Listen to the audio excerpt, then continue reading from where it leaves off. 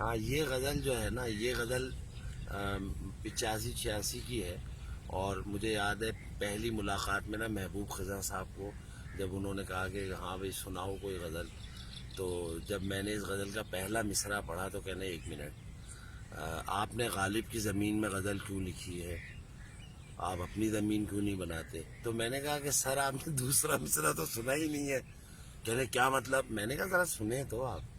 پھر جب میں نے سنایا تو بہت خوش ہوئے، اس لیے کہ وہ پہلے مصرعے سے ایسا ان کو لگا تھا کہ غالب کی زمین۔ نگاہ کے لیے نظارے جہاں کم ہے، نگاہ کے لیے نظارے جہاں کم ہے، سو یہ کھلا کہ میری عمر رائے گاں کم ہے۔ اچھا غالب کی زمین ہے، کم ہے، غم ہے نا۔ نگاہ کے لیے نظارے جہاں کم ہے، سو یہ کھلا کہ میری عمر رائے گاں کم ہے۔ کھلا کہ محرم آسائش حیات ہوں میں، کھلا کہ محرم آسائش حیات ہوں میں، مگر سلیقے آرائش زیاں کم ہے۔ کھلا کہ محرم آسائش حیات ہوں میں، مگر سلیقے آرائش زیاں کم ہے۔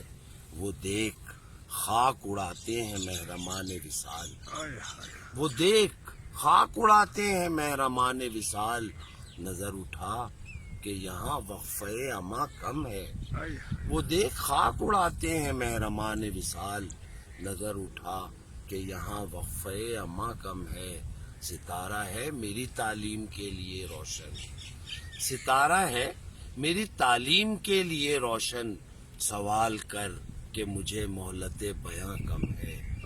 ستارہ ہے میری تعلیم کے لیے روشن، سوال کر کہ مجھے مہلت بیاں کم ہے۔